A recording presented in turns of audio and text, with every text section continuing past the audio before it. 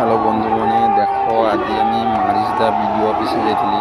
তো হঠাৎ দেখি বিডিও অফিসের সামনে বিজেপি মিছিল হয়েছে, কি জট একজোট হয়েছে দেখি মিছিল করে দেখি সভাপতি আছে 5 নম্বর ব্লকের সভাপতি।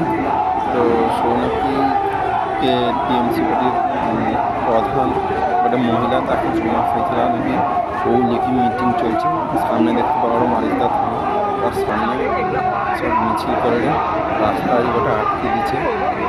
দেখি এই মিছিল চলছে আর বিডিও অফিসে তালা ঝুলিয়ে দিচ্ছে, কাউকে ঢুকতে বিদায়নি, বাড়িতে বিদায় এলো। তো বন্ধুগণে দেখো কী অবস্থা, বর্তমান মহিলা মানুষের সুরক্ষা নেই, যাই তার কী কাজে সত্যি আবার তাকে ধরে কিছু মোটামুটি খাইয়েছে।